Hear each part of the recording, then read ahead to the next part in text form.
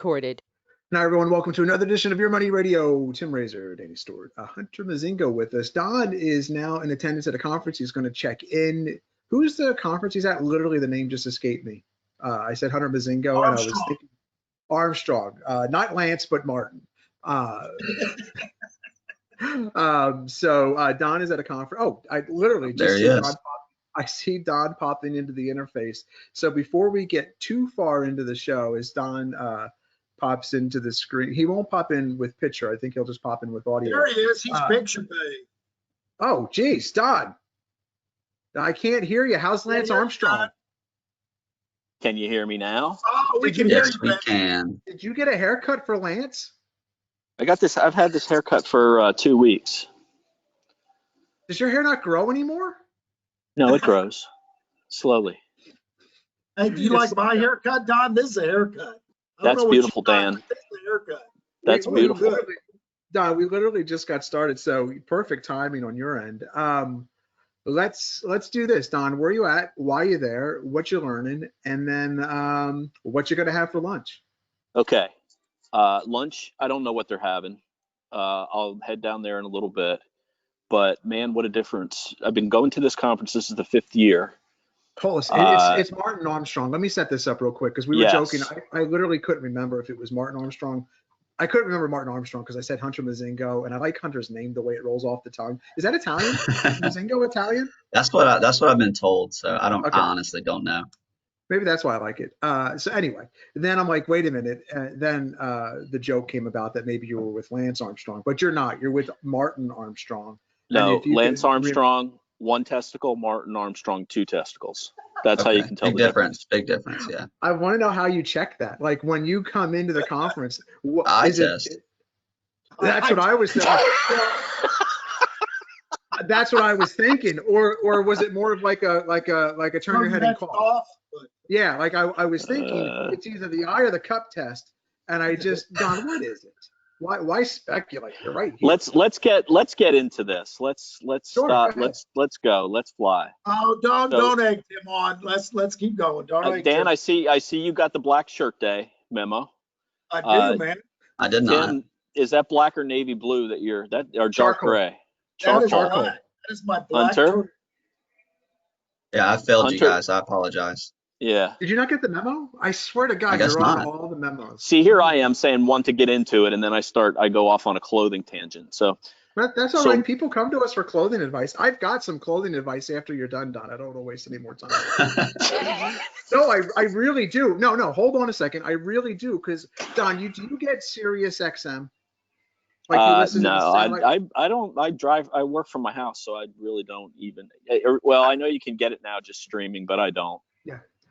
So I take the kids to daycare and I listen to Sirius XM, and I was listening on the way, it was just today. Don, there is some awful Christmas gift advice going around on Sirius XM. And look, our audience is both male and female, but I have a message right now, literally, I think just for mostly the males here. And because here's the thing, you can really screw this up this time of year where you think you're getting the best gift because you heard it on the radio and they told you it was going to be an awesome gift. But I swear to God, your wife, once I describe this, Don, is not going to like this gift. So the company is Pajamagram.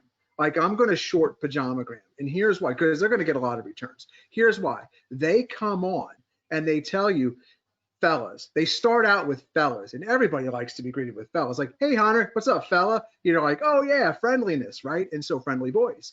And then the female voice, who sounds kind of alluring, she's telling you that get her the gift to soothe her souls in the time of COVID. And that's the gift, the pajamas. Let's just stop right there. And then, because, hey, honey, got you everything you wanted this year, pajamas. Now, that's the big. I was going with the Snuggie this year, but I might have to rethink that. Not, a little outdated. Then they come on and they tell you, get her the gift that's almost close enough to wearing next to nothing. There ain't a woman alive who's married who wants to go to bed wearing next to nothing. They want the Ugly Betty which is a TV show reference from ABC. They want the Ugly Betty pajamas. They want the comfortable terry cloth nightgown. I don't know what that looks like, but I imagine it's Terry from Three's Company with a number 1 on it, if you can picture that. Like, or you could argue right. that things work a little differently in the Razor house than they do in some other households. No, listen, there is something here that I know, and it's people. It's Janet, not Terry from Three's Company. Imagine Janet from Where the Three's kisses are Company. hers and his. Well, they're all Janets, trust me. And so Janet, no, probably they're all Terry's. Janet's looking from the outside, and I think that's how that works there. Anyway, Janet Yellen. I'm at all right. yes. No, let's focus. Let's focus now, so I'm hungry. So, let's get this out of the way. First of all, Martin Armstrong is one of the most fascinating people in the world. And if you go to Wikipedia, don't go to Wikipedia, because it's a bunch of nonsense that they talk about him on there. Everybody's going to Wikipedia. Wikipedia's biography of Martin is malpractice. So I could talk about this for hours, but I won't. We've only got minutes here. Basically, I discovered him about a decade ago. Dan Kofal would have loved him, Danny Stewart. He's a black helicopter guy. He's connected around the world. This conference there used to be 5,000 people at this. Because of social distancing, there's about 250, but it's being streamed to over 25,000 people around the world live today and tomorrow. By the way, we've interviewed him a couple times. Kofal interviewed him. He's a big deal. So I first started like I said, over a decade ago, while he was in prison. He was set up on some charges of stealing money from some Japanese investors, but he never had control over the money. It was a third party that took the money, right? So he called the crash of '87. He called the top of the Nikkei.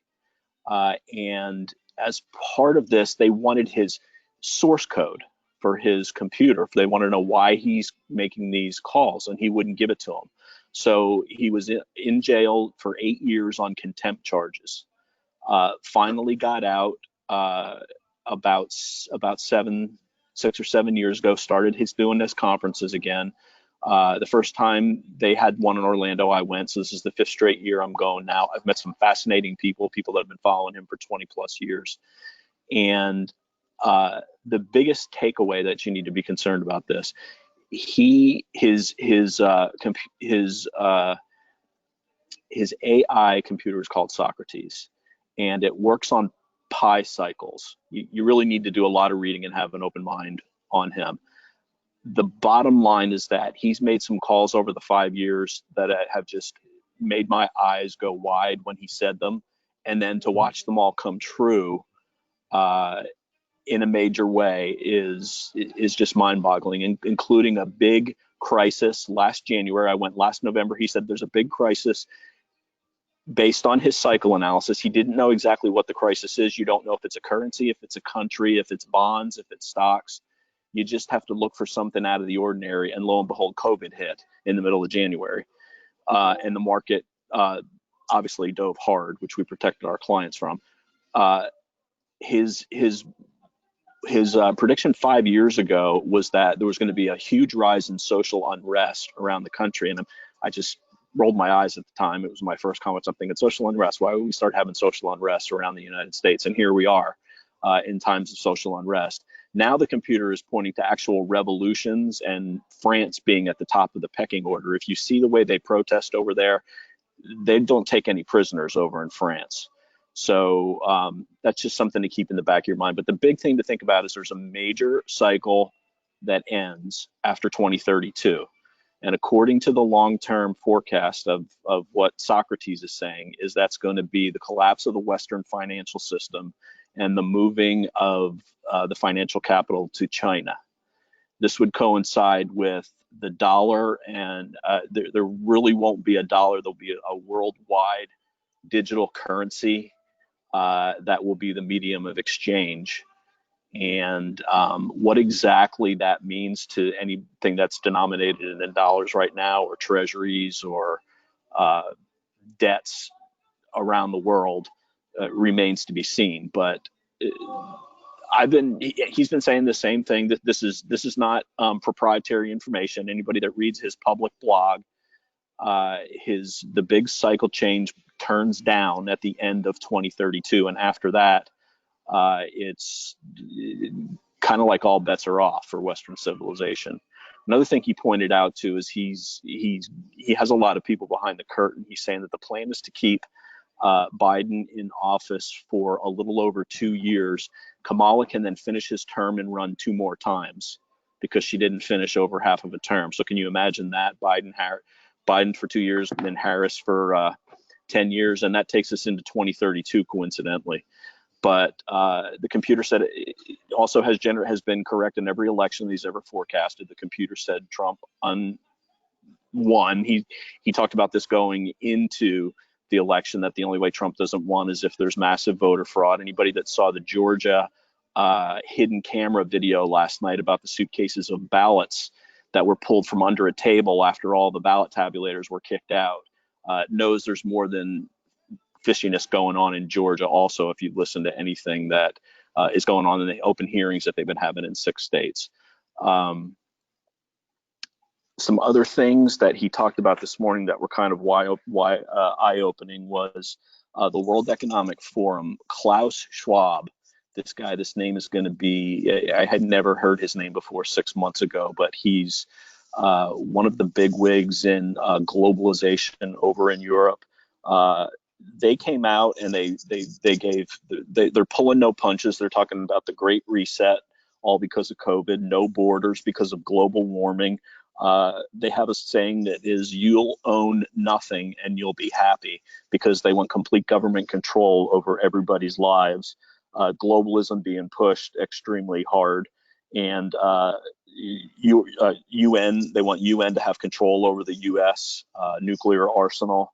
And George Soros, Bill Gates, and Klaus Schwab are 3 people that are in charge of this whole globalism push. Bill Gates' dad was a big eugenics, Planned Parenthood guy. That's not something that I knew. He talked some things about that I really won't get into on this, but there's always more than meets the eye when you walk away from a Martin Armstrong conference. Danny, I feel like I don't know how to transition to investing from that. So I need you to be the bridge you used to be on the Kofal show. Well, you really got to just follow the charts, and it'll all start showing up in the charts. I mean, that guy is. That's probably a good distinction to make. It's true. His charts are tied to time, but he has time. Plays a big role. If you think about with options, how you've got to have price, direction, and time, right? Time plays a big role in his charts, quarterly, monthly, yearly. If something is not accomplished by a certain period of time, it's kind of taken off the board, and it's still a system that I don't completely understand. But there's a lot of cycle. Yeah. I'm sorry. Yeah. There's a lot of cycle work. Is any of it based on Fibonacci, or is it all just on the pi theorem? It's mostly pi in his but case. He doesn't really give out a lot pi of cycles. How he's done it, but he's actually hit over 3 different decades. He's nailed some major tops and bottoms. Yeah, and if he wasn't, there wouldn't be 25,000 people watching this worldwide right now. I agree. What's the difference? I asked this to, I'm asking from the point of view from one of our viewers probably, who might be a little cynical. What's the difference between a Martin Armstrong?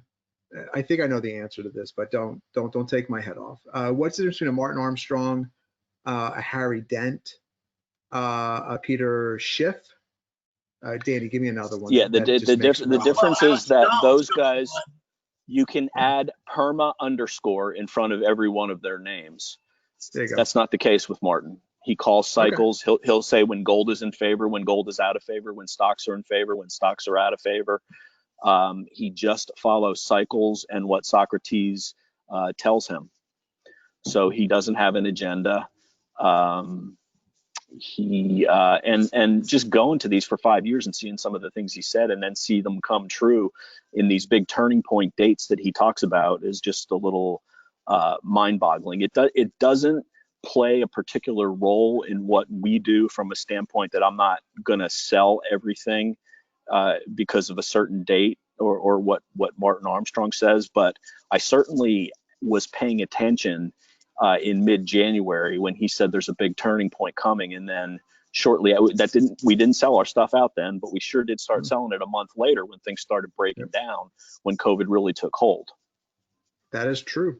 So let me jump in here because in the old show I used to do with Dan Kofal, we've interviewed all four of those people we just mentioned multiple times. And by the way, Dan Kofal loved Armstrong because he did get predictions right. So a lot of people think he's a nut job or he's out of touch or crazy.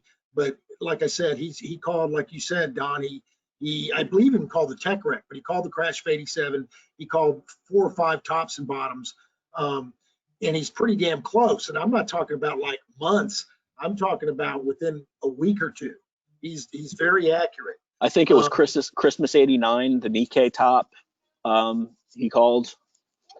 And then it's all based on cycle work, and he analyzes every market across the globe, and he does have paid subscriptions for some different things that he does. But the guy's just when he walks into the room and you see everybody stand up and give him an ovation, and you're the new guy there and you're not really sure why, and you just play along, it doesn't take long to realize why he's as popular as he is. And it is more of a cult following because he keeps a low profile. And I mean, imagine being incarcerated for 8 years, the PTSD he must be suffering.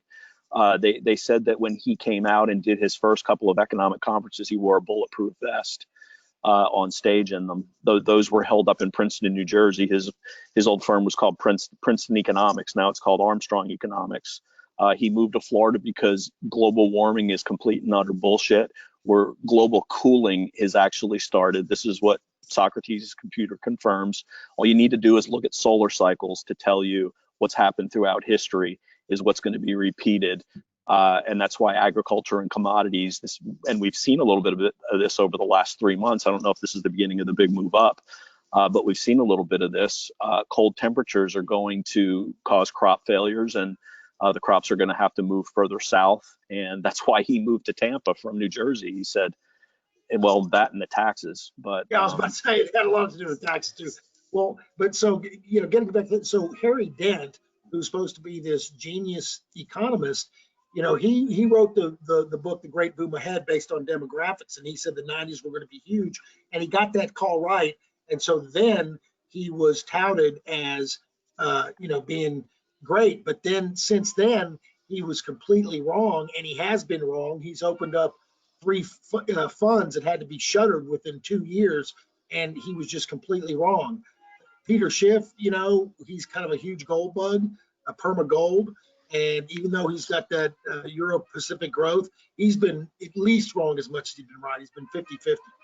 So, when you look at records and kind of predictions from a financial standpoint, Armstrong's actually been right on a lot of macro calls, and he is a macro guy, Don. Right? He's macro. He's not. Well, he's macro and micro. He has yearly cycles all the way down to daily cycles. It just depends on everything starts at the macro level, but then there are levels available for every product. Like I said, down to the daily level, if you want to pay for it. I mean, he's got billions of dollars of institutional money. Hundreds of billions of dollars paying for his advice. How about I'm going to talk a couple stocks real quick, and then I'm going to jump off. Sure, good. How about the big gap up in PD today? This one's a little off the table. I know a little bit about their product. It's somewhat revolutionary. Software, services, and systems related. Bought a small piece, added another third, and then added another third this morning. Massive volume, over 1,000% volume, up 25%. Clean breakout above a nice 3-month base. Still has some overhead resistance on the left side of the chart, but it's over a 1.5 years old, so that really doesn't factor in. and seeing some nice follow through in leaders that were bought earlier this week. Snow on earnings, and ESTC and CRWD, some other things I picked up yesterday following through to the upside today. Also weakness, which is typical for reflation today in utilities and staples, which started with that big gap up Monday after the first COVID, 11/9 after the first big COVID vaccine announcement, and has continued for the last month. So that's another thing to keep an eye on. Utilities lag in that environment. And the relative strength, as Hunter can confirm, has been headed downward at a alarming angle if you're in utilities and counting on your yield. The leader in utilities, NEE, we sold it at a blue chip growth and income 2 weeks ago, and it has since broken down below the 50-day moving average and looks just like utilities. Relative strength, no bueno, and your 2% dividend will not save you when your price is crashing. And that's all I have. That's telling it like it is. All right, Don. Well, I'll tell you what, they better have a good lunch for you, because that conference is pretty pricey. You pay a nice ticket for that, so it should be more than just a box sandwich and chips. If it wasn't worth it, I wouldn't be here. No, and if you think education is expensive, try the price of ignorance. That's what a wise man told me once. Now that's classic. All right. Yep. Have a great All day, right, Don. guys. Enjoyed it. Take All care. right. See you, Don. Tell you what, Danny, I was going to had a whole segment on LPL prepared. We got a tweet, a direct message from a friend in the industry, and he was talking about LPL, and I kind of promised him I would do this segment on LPL, but I kind of want to keep rolling with stocks here and just keep the show moving forward. And I think we can go back and do LPL a little bit later. Let's keep the stocks. I think we can do LPL next week is what I think we can do. Yeah, LPL is man, they're Danny, the mutual fund industry is so corrupt, man. It's just so corrupt, and LPL is at the forefront of it. You know what? I should temper that. That's my opinion. Not based on any. Let's do the LPL segment. Sorry. Well, now they're a broker dealer. They're a broker dealer. So let me. That's my opinion. They've been not proven in any court of law to be corrupt. Okay, but I've been putting this piece off for a while. But our friend let me just pull up his text. Where is he at here? He said, let's see. LPL buying WDR overpriced mutual funds with advisors that charge for planning and shares, charging shares, of course, about par for the course for LPL. So he sends that over, and I'm like, oh, this is the perfect opportunity this week to talk about LPL. I said I should do that. And he goes, yeah, please do. So Danny, in the journal of this industry, the monthly rag that I read, scouring for information, the journal of our industry is actually been taking out people in this industry, and I don't understand. This is not a hit job on LPL, but Danny will often tell you that do they even make financial mag? Like, do they still print money or Kiplinger's or any of that other nonsense? I have no idea. Kiplinger's is still around. I don't know if they do a hard copy. It may be a long. Yeah. So a lot of them go electronic because it's expensive to print that stuff, and a lot of people don't read it. So Danny would often say, same applies to financial television or the websites where you see the ads. Like if you go to Investors Business Daily, investors.com, you're not going to see a hit job on Charles Schwab or TD Ameritrade because they advertise on there. And so Danny will say that if you're looking at a magazine or a website and you see their advertisers, rarely will you see any kind of not hit jobs, but critical pieces, because they're the ones that are footing the bill. And so a lot of sites will tell you there's a wall between advertising and editorial being where the news comes from. And let me tell you what, that is complete BS, because if you're not thinking of how to drive returns, you're not going to be in business much longer. The wall between editorial and advertising has disappeared. Okay, there is no wall. So anyway, it's interesting to see the Journal of the Industry, Daniel, Financial Planning Magazine, come out with an article that literally says, do LPL clients pay more for mutual funds? Now, let me cut to the chase. The answer is yes, but I'm going to explain to you why. And what, thank you for not burying the lead, Tim. Yeah, let's not bury the lead here. And so, well, Tim, why are you talking about this? Because StockNerds and market lovers that have been following our work for years most likely aren't endeavored into mutual funds with LPL. But it's your parents and your loved ones that may do that. And you're like, well, how do you know if they're with LPL? A lot of firms, like let's call it the Boris Becker firm, for lack of a better name, they don't come out and say LPL on their shingle. They're advertising Boris Becker Financial Services. And then maybe like somewhere in really small print, brokerage services provided through LPL Financial. And so like they're not, they want to advertise the Boris Becker firm, not LPL. So a lot of people don't even realize they're with LPL. And so it's with that I bring you this story. And so Daniel, it starts out with, do LPL clients pay more for mutual funds? And it starts out, and I'm only going to read a couple paragraphs here. LPL Financial is warning advisory clients they could be paying higher expenses on their mutual funds, even if there's no transaction charge. Okay, so just let that sink in. No transaction fee, but you could still be paid. A lot of times when you pay a higher transaction fee, you get the low cost fund. Right. And so it goes on. This and other disclosures follow similar ones by wealth managers after the SEC's regulation best interest passed, which bulked up regulatory requirements. Making sense of new details can be very tricky. Tobias Salinger goes on to say, the author of this article, clients opening, so it gets a little wonky here, but there's two platforms at LPL, and clients opening a corporate RIA account on the strategic asset management firm listen to this, Daniel, clients opening a corporate RIA account on the strategic asset management platform of LPL expressly waive LPL's duty of best execution. Okay.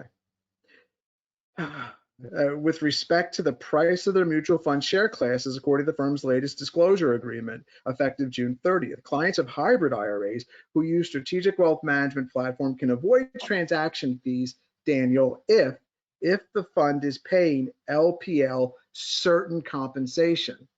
So when Danny would say it's pay to play, that's what Daniel's saying. It's fee sharing. So you can avoid these fees if you drop off. Hunter, you dropped off, I think, my friend.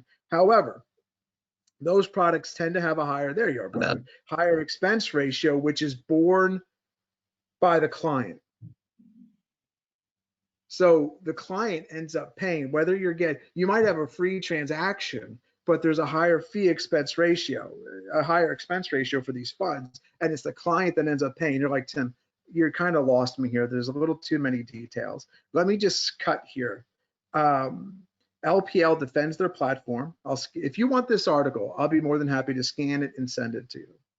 But with nearly 17,000 advisors and $375 billion in assets under management in its corporate and hybrid RIA firms, the firm's arrangements with fund families and other product manufacturers carry extra weight.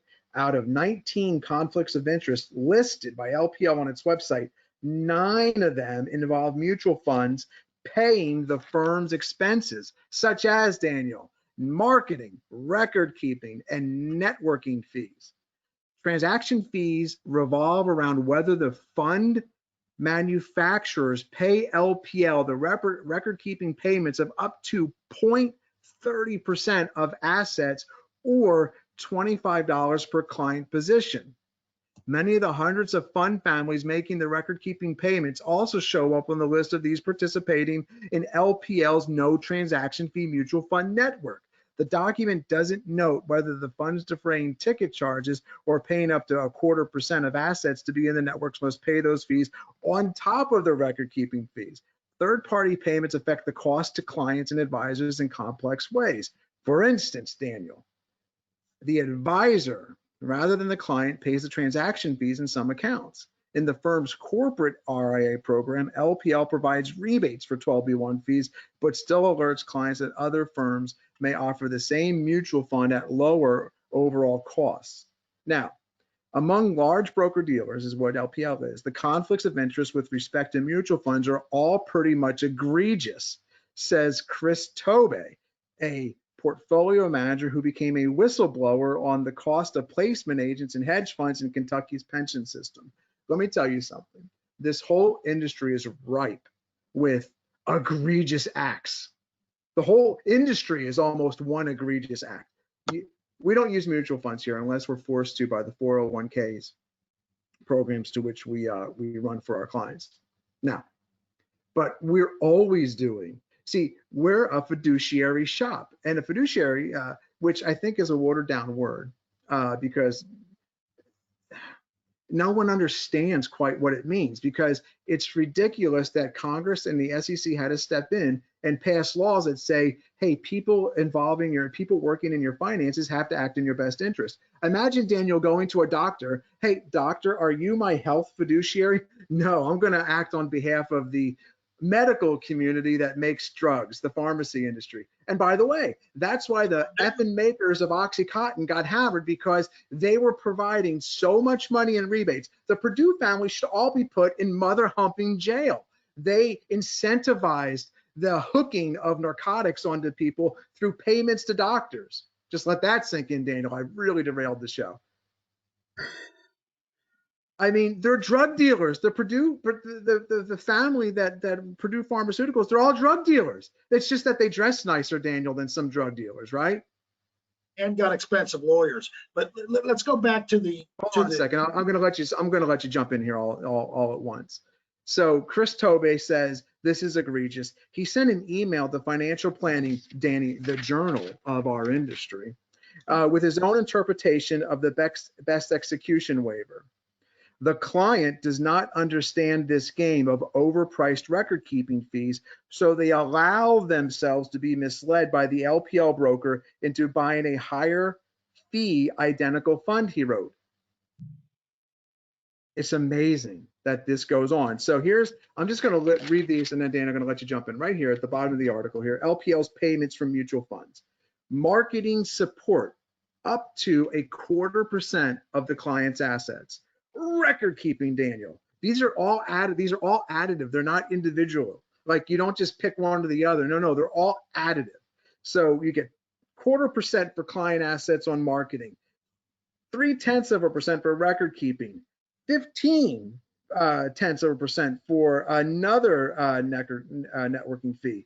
The no transaction fee the no transaction fee network actually costs you a trading fee of up to 0.25% of the client's assets. Hey, Daniel, this phone is free if you only pay for shipping and handling, which happens to be $1,000. Yeah, concessions. Not like you get a hot dog and a hamburger, under the grandstand at the football game. LPL and advisor receive 0.25% and 1% of the total transaction. So the advisor gets a hookup. They're incentivized to do bad. It's hot garbage, man. They're incentivized to direct you to certain funds that pay them more. Yeah. It's not the best fund for you. It's the best fund for the advisor. Can you clean all that up, please? Okay. Well, look. First of all, this guy that wrote the article, he was kind of out of these mutual funds, and he said it's egregious. My first question is, why was this guy? I'm not knocking him for writing the article, but why was he using those mutual funds to begin with? So for the listener here on the show, he wasn't. He's LPL. The author is LPL. Chris Tobe is the portfolio manager, who is he's the expert commenting on all this. Okay, right. That's all. Right. That's all. Right. So the question I have for the listeners is, what are you paying for your mutual funds? That's the first question. Second question is, why do you have mutual funds anyway? Why would you? You can get ETF. I mean, there's only maybe a handful. I can count the mutual funds that I would use on a single hand. And the only reason I would, if I don't have to, like you said, for the 401ks, the only reason I would use them is because I'm betting on a manager that it could go anywhere they want and be flexible, can move to cash, go large cap, small cap, international, whatever. Mm-hmm. But if you're using a genre fund, then you got to know when to get in and when to get out, because that guy's always in. They can't, or girl, always in, they can't move out. Third question I would ask is, and this is a big one, Tim touched on it, is your advisor a fiduciary? If not, why not? If he's a broker, if he's got his brokerage license in Series 6 or 7, there's a conflict of interest. Doesn't mean he can't do a good job, but then you got to look over your shoulder all the time. Life's too short. I don't want to have to look over my shoulder, and I don't want to manage my manager. I pay the manager to manage my assets, and then so I can go focus on my life. If I've got to watch him, then hell, I'll do it myself. Well, I've got the expertise to do it myself, but a lot of people don't. But I don't want to have him pick and choose between his kids and my kids. Okay, I want him to do what's right for me. So all those things you've got, I mean, we've got a little bit of well, hardly any marketing, but we've got cost, we've got to reconcile accounts, we've got all that stuff. We charge the clients one flat fee. It's all included. There are no hidden fees like the layer fees you're talking about. So you don't know how to break them down. You don't see how much it really costs. Okay, and then you're talking about the mutual funds and no transaction fee, but they don't guarantee best execution. Well, a lot of these big discount custodians now also give you free trading, but with the free trading, they don't guarantee best execution because they're selling your oil. Well, I'd almost rather have a $3 $4.95 trade and make sure I got best execution. That genie has long left the bottle, man. Yeah, I don't like non-transparency. I want transparency. I want it out in the open in big, bold letters. Here's what we charge. That's it. You won't see anything else. I on the videos have started referring it jokingly to less than a cup of coffee a day. We're a shop of the people, folks, and so our fee is we grow for two reasons: one, performance, and two, because what you get for that performance is so. I don't want to use the word ridiculously low priced, but it's not spendy, especially when the markets want to sell off. That's like they did in March, end of February, beginning of March. That's all I had on that, Danny. Do you mind if I shift the stocks? Did you want to clean up any more there? I mean, you did a good job of that. That's pretty. Like LPL is just tough, man. Like, and Danny will sometimes say the system makes, and I disagree with Danny on this. This isn't news I'm breaking here. Danny will say it makes a dishonest system makes honest people thief. What do you say, Danny? I'm actually butchering it. A dishonest system makes thieves out of honest people. There you go. And I say people should look. I'll put it out there. Revere Assets growing. If you're looking to leave the tyranny of LPL Financial, and you have a conscience, and you understand the difference between right or wrong, right? I was gonna circle your name, Daniel, but they can easily get a hold of us. Where is our website at? Did I really not? I'd like to mention one thing. So LPL is a big custodian that offers kind of like an alternative solution to independent advisors. Now, here's the problem. It can be independent advisors that are brokers, independent advisors that are pure-based advisors. So not all people that park their assets at LPL are bad advisors. You have some. No, they're not. Advisors that are only fee-based, but a big chunk of them do it so they can do insurance, they can do annuities, they can do loaded funds where the fees are. So really what the listeners got to know is you got to figure out how your advisor gets paid. Are there 12B1 fees? Are there trailers? Is he getting money from anybody at all besides you, including the where he custodies assets? And if he works for the custodian, then there's conflicts of interest, period. Just ask him if he's got a Series 6 or 7. If he does, anybody who gets offended if you go and say, like, hey, Tom, I've got these mutual funds and you told me there were no transactions, but do you know if there's any networking fees or trailers? When they say stuff like that, Danny, are you still there? My camera's all froze. Are you still there, buddy? Okay, good. So when they start doing stuff like, if people get offended at stuff like that, then that's when you should really start wondering what's going on, because there's no one in their right mind that would ever get upset by having to explain to you how they're getting paid. Are there networking fees? And Danny had this happen to him, and I'm paraphrasing here, where someone took the list of questions that which we talk about all the time, and he asked those questions, and finally the advisor piped up with, well, I got to eat too. And that's the wrong answer, folks. It just is. And so there's better ways to do business in this industry. We're trying to set the standard. We're trying to, we've done a good job of getting the word out. We don't pay for advertising. When Dave says we have marketing fees, the program to which we tape this program, that's kind of a marketing fee. Keeping the website up, that's kind of a marketing fee. But everything how people hear about this show is all word of mouth. It's not through any, how people hear about the shop is all word of mouth. It's crazy. So anyway. Well, and Tim, one thing, if you do ask your advisor, how do you get paid? What's the fee structure, et cetera, and they do get defensive or they get upset, it's pretty indicative that there's some underlying lack of transparency or something going on in general. So if they're not just forthcoming and open with you, as they should be, because you're supposed to have a relationship, then you probably need to have a red flag go up and say, okay, well, what's actually going on here? What does this person actually have my best interest in mind? So on and so forth. Absolutely. So now, Danny, I can't see you or Hunter, so I know we're still taping because this has happened to me once before. But Hunter looks good, man. I look good. All right, fair enough. Let me mute myself real quick if I can. Oh, I can't even mute myself. So the whole interface is locked up on me, which is fine. We'll get it all figured out here. I know we're still taping. So let's do this. I've got some stocks I want to go over. Let's do this, Hunter. I'm going to do some asymmetric risk just to tease what I'll be doing on the Friday night video. And I've got some watch list stocks that I think I'll hold off on for the Friday night video, things that I'm looking at. And then we'll come to you for some research updates. How's that sound, buddy? That sounds good. I've got some good stuff today. So. Oh, awesome. So let's do this real quickly. So, like the markets here, if you can see what the S&Ps are doing. So on an S&P daily chart here, you're up against this 1272 extension, and you're moving higher, but you're new high in the S&Ps, and it doesn't feel like you're going anywhere. But individual stocks are most certainly going places. But here's a couple things I want to point out to you.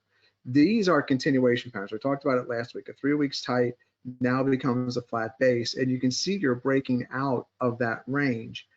There's going to come a point where you check back to the 21 exponential, but you got to remember, this is an SPX weekly chart. So after 3 weeks of checking back to the 21 back in the middle of the year, 1, 2, 3, 4, 5, 6, 7, 8, 9, 10 weeks, and then it took 11, 12, 12, and then on the week 13 you finally checked back. Well, here you have 2 weeks of checking back to the 21, and now you're what, 1, 2, 3, 4, 5 weeks into this. If you're waiting for the pullback, you're like, I want to get in on the pullback. Look, I get you, man. If you can time that 21 entry, I understand that. But what the trick is to not just buy stocks that are extended. And so, or while you're waiting, there's things you can do. If you're like, well, I don't see anything on my watch list setting up. Look, there's always something setting up. But I will tell you that I've got, I make fun of people that use this VIX down here because they don't know how to use it. And anyone who tells you they know how to use it. And that's because there is 20 too low, Daniel, or is 20 too high? Is the VIX at 30 what we're supposed to be at? Is that appropriate? And it's like a bunch of guys debating it at the economics club. None of them can make money in the stock market. And so I will tell you a signal that is pretty tried and true for me that I've used pretty religiously. And so I actually, you get one right here. So this is June, to give you some semblance of time. You kind of punch outside of Tim, the VIX. Yeah. I can't see the charts or anything. I don't know if Dan can. Dan, but can you see the charts? I cannot see any of the charts. I thought you were just talking about them. Oh my gosh, if we've went offline, I'll tell you what I'm going to do. This is a great issue because the interface has stopped working for me. Let me see. Okay, the interface is frozen. So let's do this. I'm convinced that we're still taping, but if you can't see the charts, the viewer can't see the charts. So Right. what I will do, we're going to edit, we're going to talk about this. We're going to keep this part in because the viewer is going to get mad. I say I cover everything I was about to cover with asymmetric risk, the watch list, the sell signal, and the VIX that I'm watching for. I'll cover that in the Friday night video, and I will edit this podcast down to what's usable, and then we'll make it a go from there. I haven't had this happen, but I appreciate you pointing it out, Hunter, that you couldn't see the charts. Thank you. Yeah, no problem. I was just making sure that it wasn't maybe just an issue on my end. Yeah. But if Dan can't see it either, then this. That certainly is a problem. What do you think, Dan? Does it sound like a plan? Yeah. Okay, I'll tell you what, folks. We apologize for the technical difficulties, but it happens. And so I'm not sure why it's happened. Figure it out. We'll make sure we get it going for next week, but we'll try to get you the best of this podcast, and then look for everything else in the Friday night video. Danny, take us home real quick.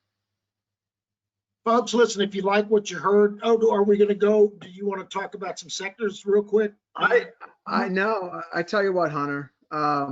Without the charts, I've got a couple of. You just tell the sectors. Okay, Yeah. let's try it. I can mention some things without necessarily looking at the chart.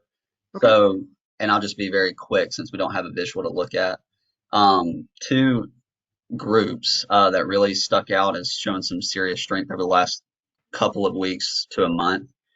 Computer data storage, which Micron is pretty much the leader in that group. They've gone from about 49 to 72. They're up big today over the last crazy. month. Yeah, look at that. Seagate is also in that group. Western Digital, they all look pretty strong. The other group is mining and metal ores. This is the group that Freeport is in, ticker symbol FCX. And then the one I was actually going to look at today was one Dan mentioned to me the other day, AA Alcoa. But similar to the computer data storage, there's 3 to 5 names in there that have really been leading the strong move up. And granted, a lot of these are really extended. So it's one of those situations where, maybe if it's 10, 15, 20% above the 21, it's tough to buy right here, but you just watch it and wait for an entry. Okay.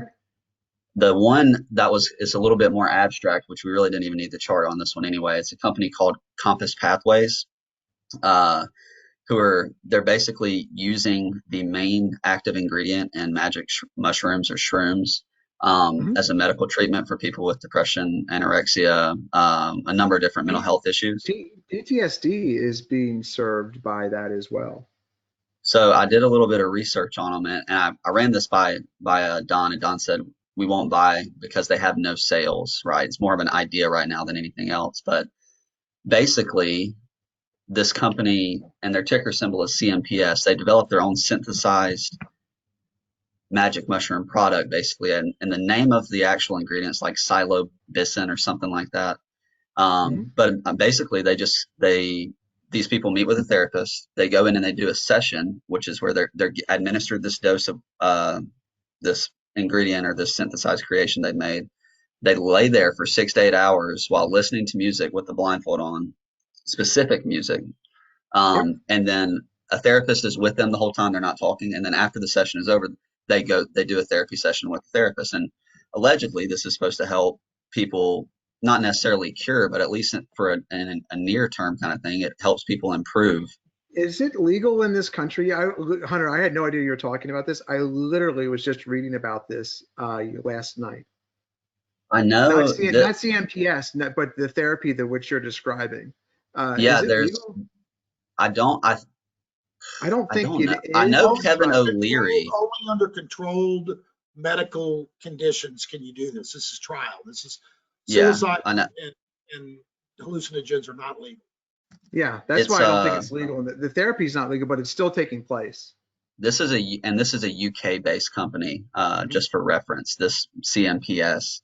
So anyways, I just thought I'd share it because, it's something new and different. And that's, we're looking for something that's kind of innovative. And if it takes hold and it really is effective, this Compass company seems to be kind of at the forefront, and maybe the most recognizable name at this time anyway. So just keep an eye on them. The other two that I did want to mention, actually one more sector really quick. I'm not going to go in detail on it. Oil services has been really showing strength the last few days. Is that like Pioneer? What do you have? It's like pull up OI. Well, we can't see the charts, but OIH. This is oil services ETF. I've been pulling them up just in case someone can see them. Okay. OIH is up 6% today. The two big ones in here are Schlumberger and Halliburton. SLP. Schlumberger.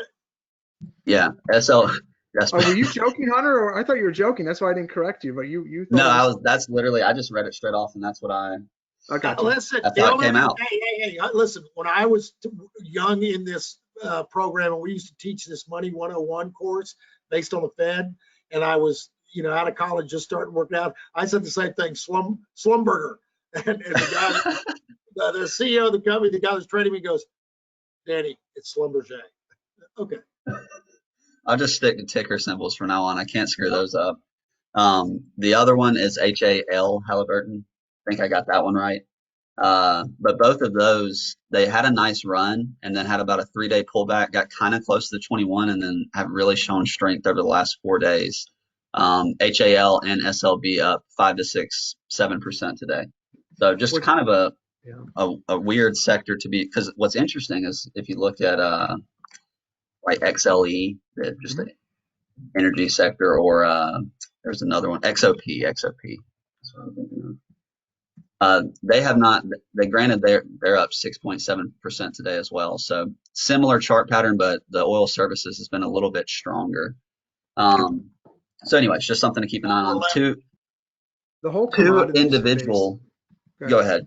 The whole commodity space is interesting, with like copper here breaking out again today. And if you've been following lumber or any, like, this is a daily chart. And look at this. Well, you guys can't see it. Beautiful bullish consolidation. And if anyone, the theory with copper, if you're not familiar with it, is it leads growth, it precedes growth, meaning that the economy globally is strong enough to support growth because there's so much copper used. And you can say the same thing now with other metals like palladium. And you could, copper's an industrial metal, yes. Yeah, and you can argue that's a underlying factor to the mining and metal ores with, Alcoa does a lot of aluminum stuff, but. And then like silver didn't really fight. There's a chart of silver on your screens, fellas. Silver, although not like palladium or copper, hasn't acted like gold, where gold just sold the F off. Hit that. I had 1810, 1800. It went all the way down to 1760, now trading 1839. And it's finding a little bit of resistance at the daily 21. Gold is not that way. And I think it's because gold's not the industrial metal that silver or copper truly is. So anyway, Hunter, what were we going to say? And then we'll let Danny wrap it up here. By the way, that's exactly what Don at the Armstrong conference, that's what Armstrong was talking about, how commodities are hitting a new cycle, a new uptrend. Yeah, which is confounding to a lot of people. I prefer to look at the commodities charts, which I study at night, because the way that COVID is being, it's awful what's happening globally. So what you're seeing depicted in the news, it's not that it's not true. It's just you're seeing this complete other cycle play out in the markets, and it's very confusing. And look, this chart of copper is signaling growth. Now, if you can still see the charts, and I'm not convinced you can, you're at the third ATR on a daily chart, and if I switch it to a weekly, you're beyond the third ATR on a weekly chart. So there's going to be a pullback. It's just probability based, and so, but that's still a bullish chart with the commodities, and that's why the market is still bullish. So it's one of the factors, one of the many factors. So go ahead, Hunter. I'll let you finish off here, and then we'll let Danny take us away. Yeah, I just wanted to give two names that are actually maybe at reasonable buy points that were leaders or are still acting like leaders. Corsair sold off from 50. They are right around their 21 today. They're trading above it. They haven't broken the low of the low on 12.2, but just one, they're about 1% or so above, 2% above their 21 right here. Just want to keep an eye on another one. That's actually an entry. Danny, would you load that up? Can you see the chart? You can't see the chart, can you, Daniel? I do not. CRSR. Yeah, this is gaming equipment, peripherals, and hardware too. So, Yeah. and there's, COVID has facilitated a lot more people streaming and using their equipment probably than they would have forecasted. So, the other one is, I just wanted to point out DraftKings. It's consolidated nicely after its move up to about 53. Still about 4% above the 21 here. But it's one that's, it had a big move from 35 up to 53. It's consolidated a little bit. It might be nearing an attractive entry point in the next coming days, or maybe pretty soon. But anyways, Right. and another point on DraftKings, they've had this consolidation and it's been on lighter volume. Like today, they're down 0.5% on 62% less than average volume. So theoretically, that's a good sign. All right. Daniel, take us home. Folks, listen, if you liked what you heard, tell a friend, tell a neighbor. Sorry about the technical difficulties. Yeah. But Tim will cover them. And if you get this podcast after his Friday night video, just go back to the website, Revere Asset, and look at the latest daily market insights. It'll be right there for you. Tell a friend, tell a neighbor, just tell them to go to revereasset.com. They can watch they can sign up and just click register, and they can, we'll get this podcast once a week. They'll also get our daily market insights video, which is a short 5-10 minute video that Tim and Don alternate doing about pretty soon, Hunter, that alternate market ideas, things to look at, whether the market's weak or strong, things that we're doing. I mean, we're very transparent. How many of your advisors are actually telling you what they're about to buy or sell? You can also email us with any questions, Dan@revereasset.com, Tim at Revere Asset, Don at Revere Asset, or Hunter at Revere Asset, made it real simple for us. Or you can call us old school at 855-REAL-WEALTH. We'll talk to you next week on Your Money.